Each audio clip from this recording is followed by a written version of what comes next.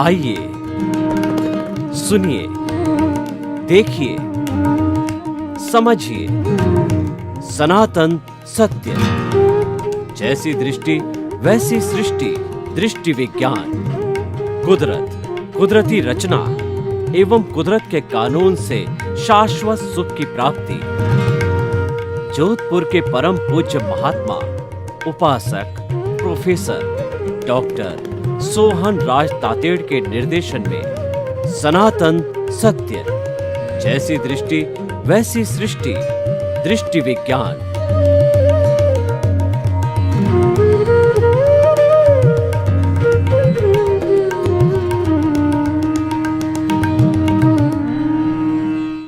चंदेषु निम्मलयरा आईचेषु अय्यं पयासैरा सागरवर गंभीरा सिद्धा सिद्धिं मम दिशन्तु सिद्धा सिद्धिं मम दिशन्तु।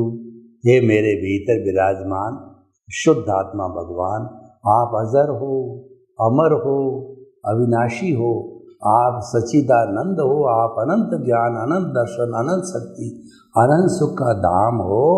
आप सागर के समान गहरे और हिमालय के समान विशाल हो। आप रिद्धि सिद्धि प्रदाता हो, आप मुक्ति प्रदाता हो। मुझे मुक्ति प्रदान करो, कृपा करो, कृपा करो। मुझे ऐसी शक्ति दो, जागृति दो, आशीर्वाद दो। भाइयों और बहनों, मातृशक्ति को नमन। आज हमारा बहुत सुंदर विषय है दिव्य दृष्टि की प्राप्ति। दिव्य दृष्टि कैसी?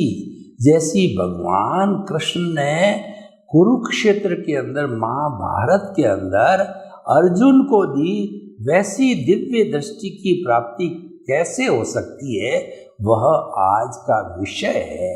तो अर्जुन को क्या दिव्य दृष्टि मिली कि अर्जुन और दुर्योधन ने जो है आपस के अंदर प्रतिस्पर्धा के अंदर भगवान कृष्ण ने ये कहा, एक तरफ जो है मेरी 16 अक्षौहिणी सेना है और एक तरफ में बिना हथियार का निहत्था कृष्ण हूँ, जिसको जो लेना वो ले लो।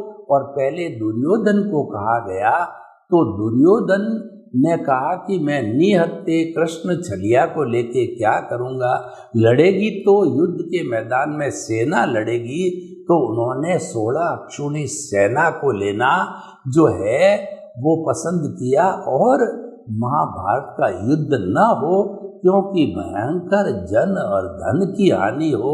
सारे प्रयास कर लिए गए, विष्णु पिता ने कर लिया और गुरु द्रोणाचार्य ने करा, कृपाचार्य ने कर दिया, पांडवों ने कर दिया।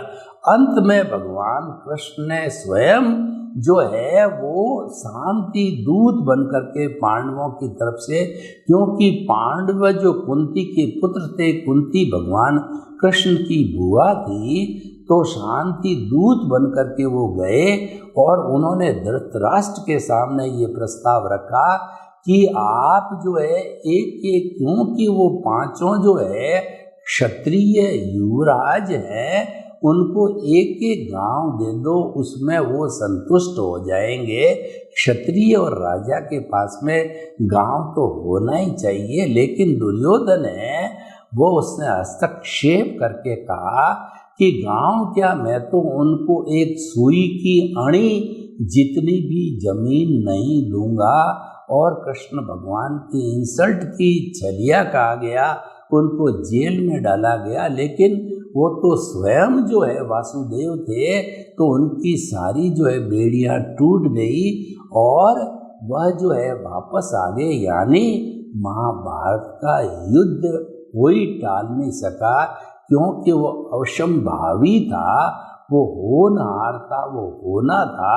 वो अधर्म पे धर्म की जीत थी। यदा यदा ही धर्मस्य ग्लानिर्भवति भारत। जब जब धर्म की हानि होती है तब जो है भगवान जन्म लेते हैं। उस अधर्म पे धर्म की जीत के लिए महाभारत का युद्ध हुआ। सारे प्रयासों के बाद नियति को मंजूर था और महाभारत का ये युद्ध है वो हरियाणा के कुरुक्षेत्र के अंदर 18 दिन तक जो है लड़ा गया कौरवों और पांडवों के बीच के अंदर, और भगवान कृष्ण पांडवों की तरफ थे और विश्व पितामह द्रोणाचार्य कृपाचार्य सब जो है कौरवों की तरफ से थे। तो उस समय में जब जो है सारथी बनकर के भगवान कृष्ण निहत्ते थे, वो लड़ाई नहीं करेंगे, केवल सारथी बने, केवल सारथी बने अर्जुन के जो है वो रथ के, उस रथ को जब भगवान कृष्ण ने जो है वो युद्ध के मैदान के सेंटर में जहाँ आमने सामने सेनाएं खड़ी रहती है तो लाके खड़ा किया, तो जो है अर्जुन जो गांडीव धनुषधारी था, विश्व का महान धनुर्धर था, उसको बहुत रिद्धियाँ सिद्धियाँ थी, तो उसने देखा कि सामने मेरे विश्व पितामह हैं, मेरे गुरु द्रोणाचार्य जिनसे हमने शिक्षा ग्रहण की, कृपाचार्य गुरु है, मेरे भाई है, भतीजे है, ताऊ है, चाचा है, इनसे मैं कैसे युद्ध करूँगा। उसको मोह जागृत हो गया। तो भगवान कृष्ण ने उसको दिव्य दृष्टि दी, यानी समझाया कि ये युद्ध तुम कर नहीं रहे हो, तुम्हारे पे थोपा गया है, तुम क्षत्रिय हो। क्षत्रिय कभी भी युद्ध के मैदान के अंदर पीठ दिखा के नहीं जाता है। अगर मान लो शहीद हो जाता है युद्ध में तो भी उसकी देव गति होती, यानी कोई भी क्षत्रिय जो है वो लड़ना पसंद करेगा, पीठ दिखा करके भागना ये कायरता है, ये समझाया और उनको दिव्य दृष्टि दी। अब वो दिव्य दृष्टि क्या थी वो आज का विषय है। तो भगवान कृष्ण ने अपना विराट स्वरूप बताया कि मैं सिर्फ इतना 6 फुट का कृष्ण रूप में नहीं हूँ, ये मेरा दुनिया का विराट स्वरूप देख ले। सारी सृष्टि जो है पूरी कुदरत है, इसके अंदर समाई हुई है। मैं स्वयं जो कुदरत का रचयिता हूँ।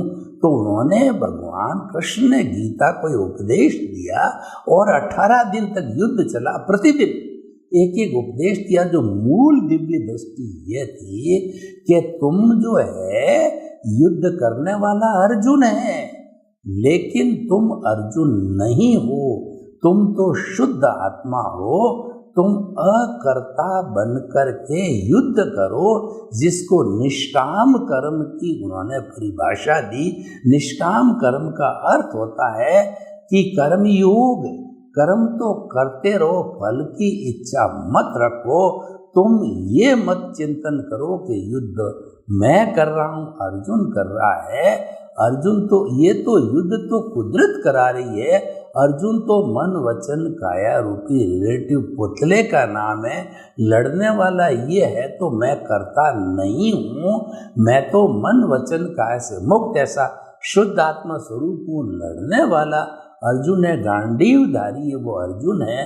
अर्जुन जो है ये रिलेटिव है, ये हार्ड मास का पुतला है, ये अलग है, मैं अलग है। वो तो कुदरती रचना के तहत लड़ रहा है और मन वचन काया तथा उससे जुड़ी हुई हर अवस्था मात्र कुदरती रचना है। भगवान कृष्ण ने बताया कि तुम जो कुछ भी युद्ध लड़ोगे वह कुदरती रचना है। जन्म से मृत्यु तक तुम जो भी कार्य करते हो मन वचन काया से, इसको कुदरती रचना मानो। नो ऑनरशिप, नो डूअरशिप, तुम इसके कर्ता नहीं हो। तुम्हारी कोई जिम्मेवारी नहीं है, तुम्हारी सारी जिम्मेवारी कुदरत ने ले रखी है। और कुदरत तो क्लियर कहती है कि तुम्हारी आंसर शीट मेरे पास आ गई है, अब रिजल्ट देना मेरा काम है। यानी संजोग में जुटाऊंगी तुम्हारा जो उपादान पूर्व जन्म में जैसे जैसे कॉजेज डाले थे, जैसे जैसे भाव किए थे, तो तुम्हारा पिछले जन्म में ये भाव किया हुआ है कि महाभारत का युद्ध होगा और आप उसमें लड़ाई करोगे। तो ये तुम्हारा इस जन्म का काम नहीं है, ये तो तुम पिछले जन्म से स्क्रिप्ट लिखा के लाए हो। ये फिल्म अर्जुन के रूप में बना के लाए हो, महाभारत के युद्ध की फिल्म पिछले जन्म के अंदर बना के लाए हो, स्क्रिप्ट लिख करके लाए हो। मन वचन काया की ये जो पुतला है उसकी बैटरियों को चार्ज करके लाए हो, ये अलग है। और तुम तो अपना दृष्टि विज्ञान करो यानी तुम अपनी समझ में, बुद्धि के अंदर, दृष्टि में और विजन के अंदर उसको, विजन को दिव्य दृष्टि कहते हैं। मैं आपको दृष्टि का भी मीनिंग बताऊंगा। उस दिव्य दृष्टि में फिट ये करो कि मैं तो मन वचन काया से मुक्त ऐसा शुद्ध आत्मा हूँ। केंद्र में शुद्ध आत्मा को रखो और ये मन वचन काया रूपी जो पुतला है, मन वचन काया तथा उससे जुड़ी हुई हर अवस्था, जहाँ अवस्था शब्द आता है वो विनाशी होती है, वो आने वाली है, जाने वाली है, और वह अवस्था मात्र कुदरती रचना होती है। वह कुदरती चेतना और कुदरत के कानून के अंतर्गत चलती है, सनातन सत्य है। ये बात हमें जाननी होती है। हमने दृष्टि में फिट कर दी तो हमने रॉन्ग बिलीफ को हटा करके राइट बिलीफ कर दिया। रॉन्ग बिलीफ क्या था कि अर्जुन समझ रहा था कि इस मन वचन काया रूपी अर्जुन मैं स्वयं हूँ, इसका ये मेरी है और इसका संचालक भी मैं हूँ। उसको दृष्टि बदल करके दिव्य दृष्टि दी कि ये तो कुदरती रचना है, तुम तो शुद्ध आत्मा स्वरूप हो, जो कि अरूपी है, अजर है, अमर है, अविनाशी है, जिसका रंग नहीं, रूप नहीं, गंध नहीं, वर्ण नहीं, जलती नहीं, मरती नहीं, कटती नहीं, किसको रोकती नहीं, किससे रुकती नहीं, वो अजन्मना है, वो अमूर्त है। तो ऐसा जब दिव्य दृष्टि दी गई तब वो तैयार हुआ और जो है प्रतिदिन जो शिक्षाएं दी गई, पहले 6 दिन की शिक्षा से कर्म योग बना, दूसरे 6 दिन की शिक्षा से जो है भक्ति योग बना, तीसरे 6 दिन की शिक्षा से ज्ञान योग बना, और इन तीनों को समग्र रूप से निष्कर्ष रूप में विज्ञान योग बना। विज्ञान का अर्थ होता है अपने स्वरूप की प्राप्ति करना। तो गीता है, ये सामान्य जीवन से स्टार्ट होती होती मुक्ति की ओर ले जाने वाली है। इसीलिए ये ऐसा ग्रंथ है जो भारत में नहीं पूरे विश्व के अंदर जो है मान्य, रिकॉग्नाइज्ड है, और हिंदी में, इंग्लिश में सब जगह रिकॉग्नाइज्ड है, क्योंकि ये जीवन की हर समस्या का समाधान करते करते आपका जो मूल स्वरूप शुद्ध आत्मा का है वहाँ तक ले जाता, आपको मुक्त करता है। मुक्त करने के साधन कर्म योग, भक्ति योग, ज्ञान योग और उनसे विज्ञान योग बना। विज्ञान योग का अर्थ होता है कि सनातन सत्य, अध्यात्म विज्ञान और मुक्ति का मार्ग सिद्ध, बुद्ध और मुक्त बनना है। तो भाइयों बहनों, वो दिव्य दृष्टि मैंने आपको बताई। अब देखिए, मैं आपको दृष्टि के बारे में क्लियर करना चाहता हूँ कि दृश्य, दृष्टि और दृष्टा ये त्रिवेणी संगम है। भारतीय संस्कृति में त्रिवेणी का बहुत ऊंचा स्थान दिया गया है, क्योंकि त्रिवेणी से कोई कॉन्क्लूजन निकलता है, कोई निष्कर्ष निकलता है। गंगा, जमुना और सरस्वती का संगम, और मन वचन काया, और ट्रिपल ज्वेल्स होता है सम्यक ज्ञान, सम्यक दर्शन, सम्यक चारित्र, मोक्ष का मार्ग, सत्यम शिवम सुंदरम। ये 3 हैं। तीनों से हमारे जीवन का उत्थान होता है, और जो है हमारा काम, अर्थ, धर्म और मोक्ष जो है ये हमारी लाइफ स्टाइल है। तो त्रिवेणी संगम दृश्य, दृष्टि और दृष्टा। दृश्य किसे कहते हैं कि ये 5 इंद्रियों से जो कोई भी सृष्टि हमको दिखाई देती है, जो कुछ भी खुली आंखों से हम देखते हैं, वो सारा दृश्य कहलाता है।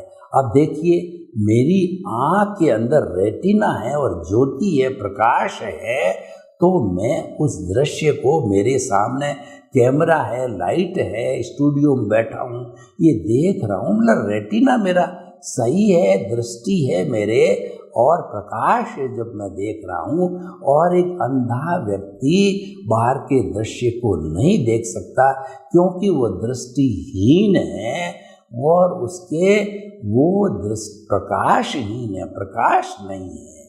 अब देखिए कि दृश्य देखने वाला और दृष्टि माध्यम हो गया, दृश्य हमारे सामने पिक्चर हो गया, लेकिन सवाल ये कि दृष्टि देता कौन है? दृष्टि देने वाला भीतर दृष्टा बैठा है। हमारा शुद्ध आत्मा भगवान परमात्मा परमेश्वर जो मुक्त अवस्था के अंदर ऑलरेडी द्रव्य आत्मा, हम बने नहीं हैं, हमारा लक्ष्य है उसको प्राप्त करना। लेकिन हर आत्मा हर जीवित प्राणी के भीतर वो बैठा है, लेकिन अभी वो बॉन्डेड है अज्ञान के कारण। वह आवरण आया हुआ अज्ञान का, इस कारण से वह स्वरूप को प्राप्त नहीं कर सकता है। लेकिन मनुष्य जीवन का लक्ष्य है अपने स्वरूप अपने आप को प्राप्त करना, सेल्फ रियलाइजेशन, इंट्रोस्पेक्शन, और दूसरा आत्मनिरीक्षण, आत्म परीक्षण करना जीवन का लक्ष्य है। तो जो हमको जो दृष्टि देने वाला है वह दृष्टा है, उसका काम प्रकाश देना है, पावर हाउस होता है। एक पावर हाउस पूरे शहर को जो है वह प्रकाश देता है तारों के माध्यम से। तो जो प्रकाश तारों के माध्यम में इलेक्ट्रिसिटी चलती है वो दृष्टि है, और जो ट्यूबलाइट जलती है वो दृश्य है, और जो पावर हाउस है वो दृष्टा है। तो भीतर जो पावर हाउस लब्धि वीर्य वाला शुद्ध आत्मा भगवान बैठा है, केवल उसकी प्रेजेंस है, वो दृष्टा है, वो प्रकाश देता है। प्रकाश कैसे देता है कि एक मिट्टी का दिया जब हम जलाते हैं बाती तेल डाल करके, तो वो दिए को जब अंधेरा होता है जलाया जाता है, तो घना अंधेरा घना तिमिर जो है वो हट करके प्रकाश हो जाता है। वो स्व पर प्रकाशक है, खुद भी प्रकाशित होता है, और जिस कमरे में रखा जाता है उसको भी प्रकाशित कर देता है। तो हमारा जो शुद्ध आत्मा भगवान है स्व पर प्रकाशक है, खुद तो ये प्रकाशित है ही, अनंत ज्ञान, अनंत दर्शन, अनंत शक्ति, अनंत सुख का धाम है, पूरे ब्रह्मांड को प्रकाशित कर सकता है। ब्रह्मांड के अंदर आत्म तत्व ही ऐसा है कि ये सर्वशक्तिमान, ये पूरे ब्रह्मांड को प्रकाशित करने वाला है, क्योंकि आत्म तत्व तो एक ही है, संख्या असंख्य अनंत है, लेकिन क्वालिटी की दृष्टि से वह एक ही है, सब में वो एक जैसा है सामान्य दृष्टि से। तो इससे बढ़कर के कोई तत्व नहीं। और वैसे भी देखिए, चाहे आपकी धन संपत्ति बिखरी हुई पड़ी है करोड़ों अरबों रुपए की, लेकिन उसका सुख कौन भोगेगा? अगर जीवित मनुष्य नहीं है तो उसका सुख कौन भोगेगा? उसको सुख भोगने वाला अहंकार होता है। आपकी तिजोरी में 1 करोड़ रुपया पड़ा है, तो क्या करोड़ रुपया या तिजोरी जो है वो सुख भोग सकता है? नहीं। और फिर ये शरीर है, ये तो जड़ है, जड़ के अंदर तो सुख दुख की अनुभूति नहीं है।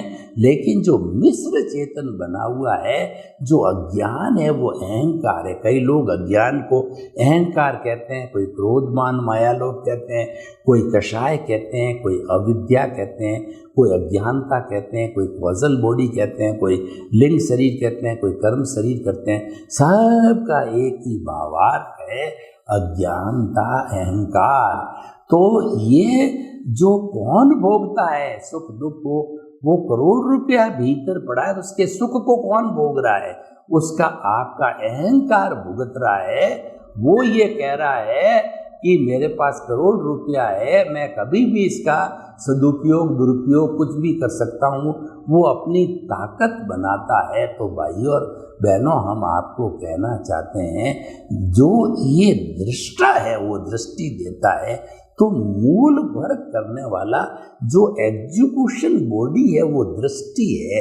तो हमारे शरीर के भीतर भी जो दृष्टि है वो प्रतिष्ठित आत्मा है। जितना भी सारा पुरुषार्थ है, कोई भी किसी भी तरह का अज्ञा का पुरुषार्थ, प्रज्ञा का पुरुषार्थ, सद पुरुषार्थ, शुभ भाव, अशुभ भाव और शुद्ध भाव, सारा इस फैक्ट्री के अंदर होता है। इसका नाम है प्रतिष्ठित आत्मा। ये मूल आत्मा से प्रकाशित होती है, दृष्टि प्राप्त करती है, तो दृष्टि को हम कहते हैं प्रतिष्ठित आत्मा। तो ये 2 दिशाओं में काम करती है। जब ये दृष्टि संसारोन्मुखित हो जाती है, वो बहिर आत्मा कहलाता है। वो स्वार्थ की चेतना में चला जाता है, वो eat drink and B Mary की चेतना में चला जाता है, वो इंद्रिय सुख की दिशा में चला जाता है। खाओ पियो मौज मजा मस्ती, क्या रखा है इसके अंदर अध्यात्म में और दिव्य दृष्टि में, मजे करो कल चले जाएंगे, तो वह उसमें सारा जीवन लगा देता है। बहिरात्मा मैंने पिया, मेरे बैल ने पिया, कुआं ढहे तो ढहे, लेकिन उसका सदुपयोग करता है। देखिए, ये हमारा जो दिव्य दृष्टि जो है, यह दृष्टि है, ये दो तरह से काम करती है, प्रज्ञा के रूप में, अज्ञा के रूप में। अगर हम उसका सदुपयोग करते हैं तो वो प्रज्ञा जागृत होती, प्रज्ञा दिव्य दृष्टि। वो जब दिव्य दृष्टि मिल जाती, जब उसको अर्जुन को मिल गई, तो पूरे 18 दिन तक उस प्रज्ञा ने, दिव्य दृष्टि equal to pragya equal to enlightenment, उसने काम किया। ये आपको खींच करके ले जाती है दिव्य दृष्टि कि तुम क्या बात कर रहे हो, तुम तो महात्मा हो, तुम जिज्ञासु हो, तुम मुमुक्षु हो, तुम मोक्ष के अभिलाषी हो, तुम कहाँ संसारोमुखी बात करते हो।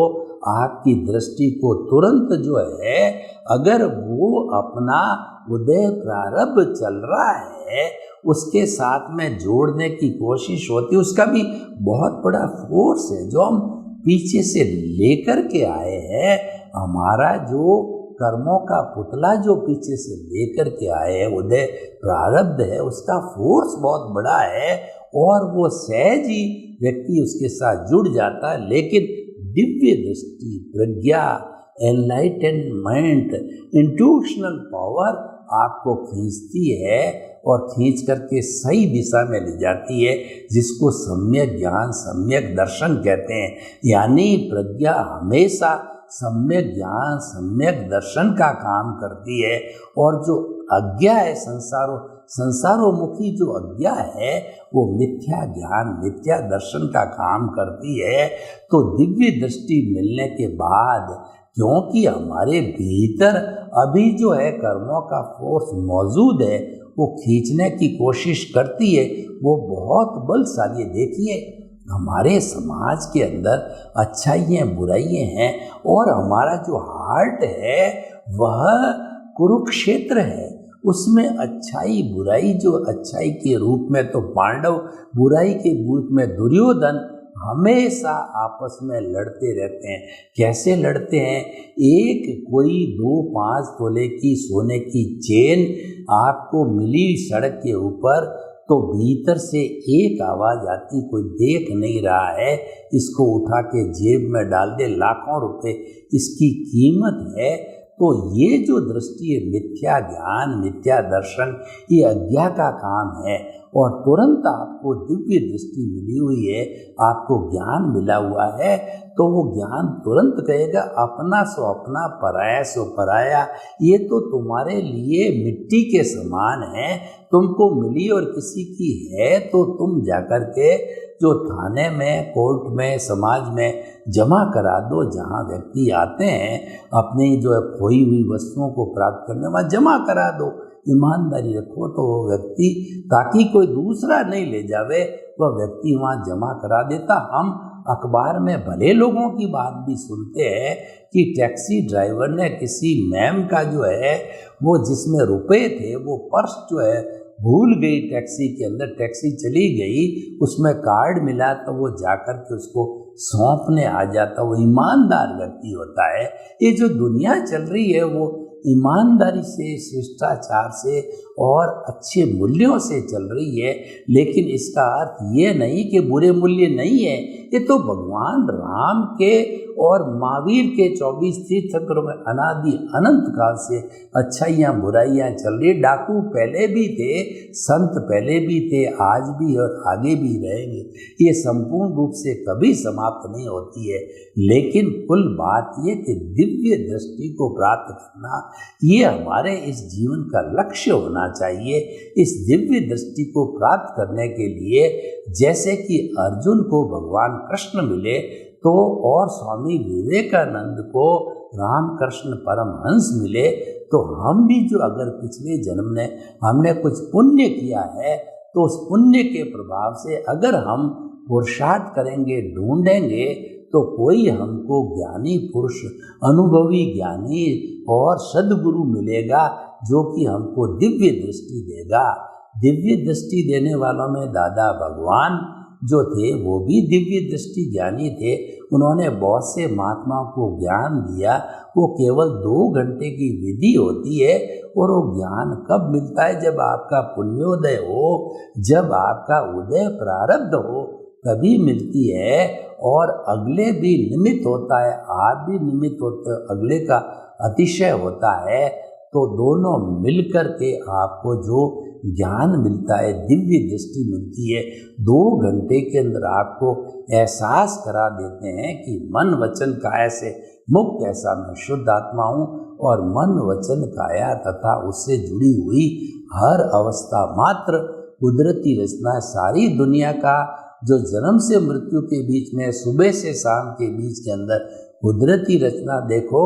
और दादा भगवान ने तो उसको साकार करने के लिए 5 आज्ञाएं दी है। तो मैं संक्षेप में उन आज्ञाओं को बताना चाहता हूँ कि जो है उन्होंने रियल और रिलेटिव की जो आज्ञा दी वो है सम्यक ज्ञान। वो क्या है? जैसे मेरा ये शरीर है तो ये रिलेटिव व्यू पॉइंट से ये सोहन राज इसका नाम है और ये देहदारी नामदारी पैकिंग रूप में है और रियल पॉइंट ऑफ व्यू से इसके भीतर शुद्ध आत्मा विराजमान है। और वही दिव्य दृष्टि प्राप्त होने के बाद में शुद्ध आत्मा प्राप्त हो जाती है। सर्वे भवन्तु सुखिनः, सर्वे सन्तु निरामया। लोक के सब जीवों को सुख मिले, शांति मिले, आनंद मिले, प्रेम मिले, सौहार्द मिले और सभी हम सनातन सत्य कुदरत की रचना, कुदरत के कानून को प्राप्त करके शाश्वत सुख की नींव लगावें। आपके प्रति मंगल भावना। ओम शांति।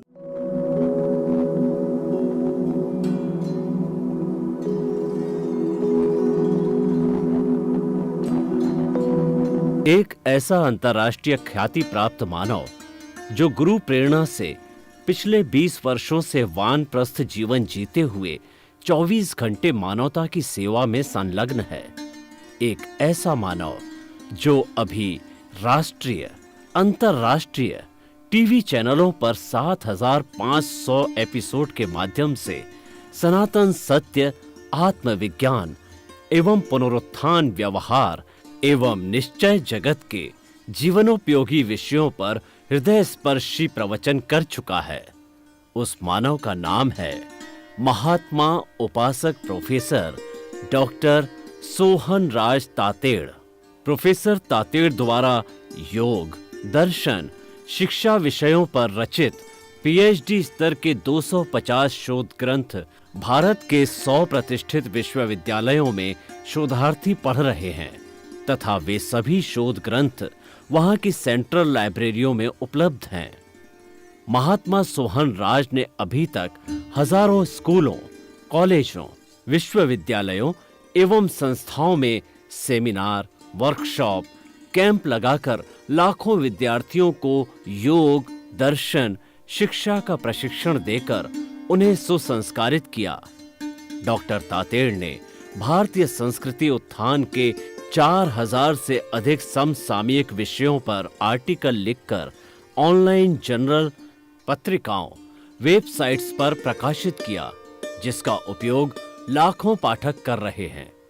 उपासक तातेड़ के 5000 से अधिक आज का सुविचार, आज का शुभ संदेश, आज का मंगल भावना योग आदि चिंतन websites, Twitter, blogger, Facebook, YouTube माध्यमों से लाखों लोग अपना जीवन निर्माण कर रहे हैं।